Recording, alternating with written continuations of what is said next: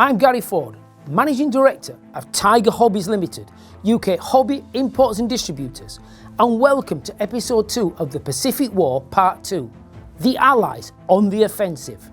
After the Japanese defeat in the Battle of Guadalcanal and on the eastern tip of New Guinea, it was the intention of the Allies to take the Japanese strongholds of Rabaul in New Britain under Operation Cartwheel.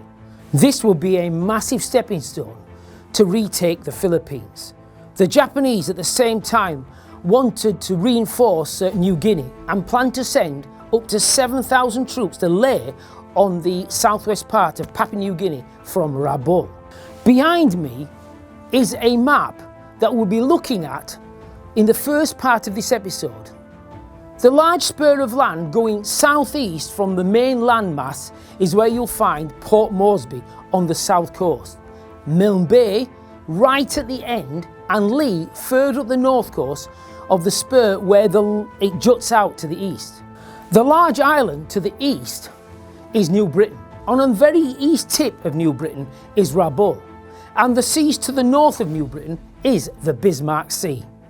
The Japanese were preparing the convoy of 8 transports protected by 8 destroyers, and it would also be protected by 100 aircraft.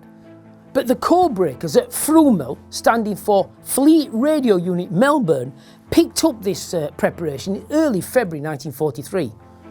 The job will be given to the United States Army Air Force's 5th Air Force, who operated in and around Papua New Guinea, and also under its command were most of the units of the Royal Australian Air Force operating in that area. And due to the advance warning of the sailing of this convoy, the period was used to practice this mission against ships. In my short video about the Douglas Dauntless, I have mentioned several bombing techniques. These were dive, glide, toss and skip bombing. I will leave a link to my video, which is only a few minutes, so please check it out. The use of delayed fuses so the bombs would not impact on the sea enabled the aircraft to come in at wave top height, release the bombs that would skip across the water onto the targeted ship. The RAAF had been practicing this since February 1942, a full year before 617 used a kind of similar technique. Mast height would need the aircraft to drop below 30 feet, release the bomb about 300 yards away and put the bomb directly into the ship's side. To make both tactics work, the AA gunners on the ships needed taking out, and this will be done by strafing from fighters and fighter bombers. Behind me are some of the aircraft types taking part in this battle. These can all be found at Tiger Hobbies in various scales at www.tigerhobbies.co.uk. The convoy left Rabaul on the 28th of February 1943 and had a bit of luck. As it passed along the north coast of New Britain, it moved under a tropical storm. A bit rough for the troops on the transport, but at least it kept the Allied aircraft at bay for at least for a while. But on the 1st of March 1943, a B-24 Liberator long-range bomber spotted the convoy at about 3 p.m. that day, and 8 B-17 Flying Fortresses were sent to attack, but could not find the convoy. Early on the 2nd RAAF A-20 Boston aircraft, it lay destroying aircraft on the ground, thus resulting in no support for the upcoming convoy. A force of about 30 B-17 Flying Fortresses found and attacked the convoy, but its fighter cover was running slightly late, so the B-17s had to fend off Japanese fighters until at last the P-38 Lightnings turned up and absolutely destroyed most of the Japanese fighters. The bombers hit several of the Japanese transports, claiming at least 3 sunk. One B-17 was so badly damaged its crew had to bail out, only to be machine gunned in their parachutes or in their life raft by Zeros. There would be payback later in the mission. A Royal Australian Air Force Catalina flying boat shadowed the convoy that evening, and by the 3rd of February 1943, the convoy was now in range of the Royal Australian Air Force based around Port Moresby and Milne Bay. The initial attacks by RAAF Beaufort found due to bad weather only 2 of the aircraft engaged the target with no hits, but soon the weather started to clear and a large force of Allied aircraft found the convoy. USAAF B-17s and its B-25s bombed from medium altitude. This did not hit many ships but made them scatter. It also attracted the attention of Japanese Zeros, which were then absolutely hammered again by P-38 Lightnings. The ships scattering then made them easier targets for the Straffers, and coming at low level, there were a number of aircraft identified as bow forts. The Japanese turned their ships bow on to make a smaller target for the torpedo bombers, but these were not bow forts. But the RWLF's bow fighter, the bow fort's nasty brother, armed with 4 massive 20mm cannons and 6.303 machine guns.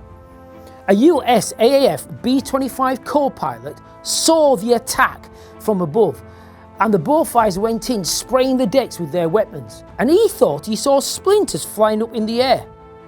Then he realised it wasn't splinters, it was Japanese deck crews being thrown into the air by masses of machine gun and cannon fire.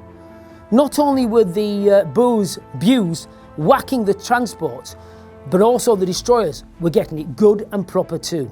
As the bow fighters, or Whispering Death as it was known by the Japanese, expended their ammo, the A-20 Havocs of the United States Army Air Forces carried on the good work, leaving most of the ships without effective AA weapons, as the crews were mostly dead or wounded.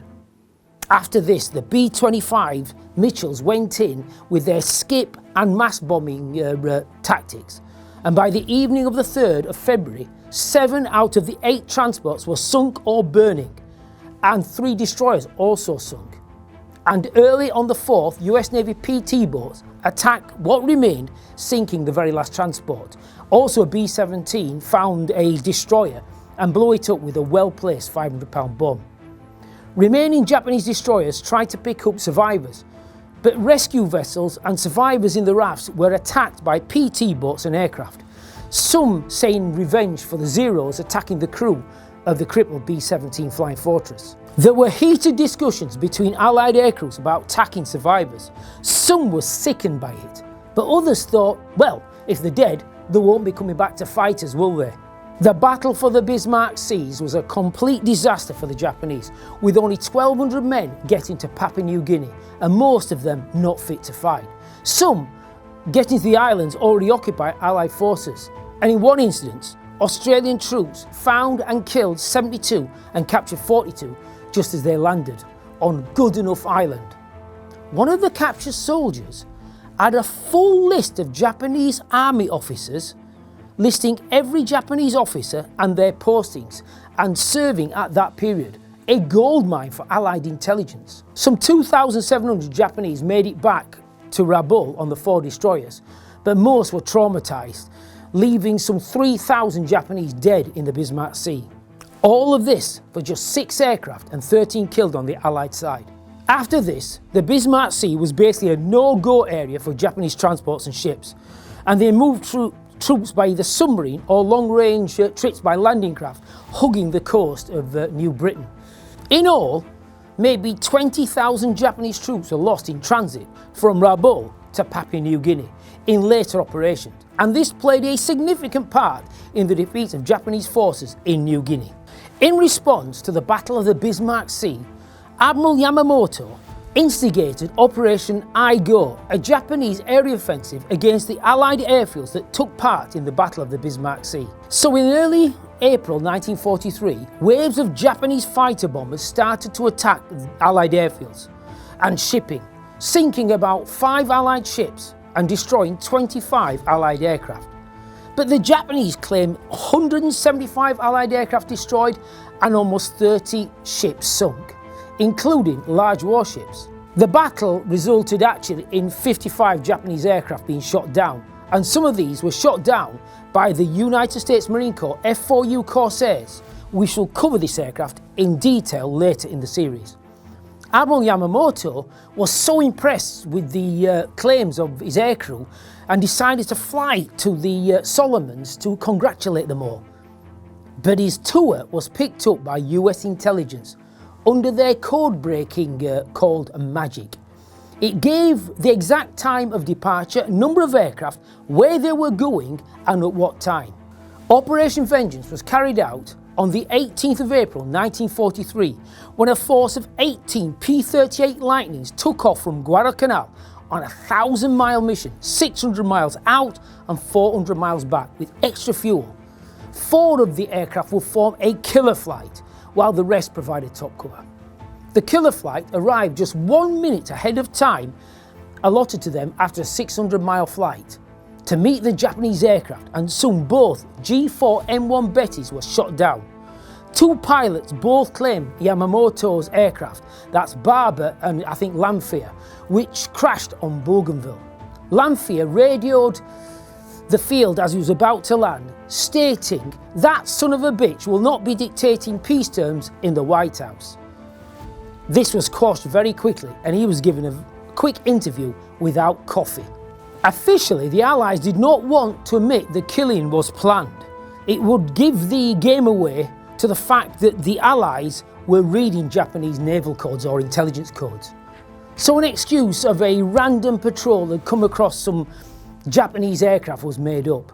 The Japanese released the news of the death of Admiral Yamamoto in May 1943, and Franklin Delano Roosevelt stated to the press, "Good God, what luck we had that day." The British were fuming. Churchill stated, "Was it worth killing one admiral just because you lot were upset at Pearl Harbor and risking the Japanese and possibly Germans knowing that we have broken their codes?" The US public was not told about Operation Vengeance until September 1945, after the war.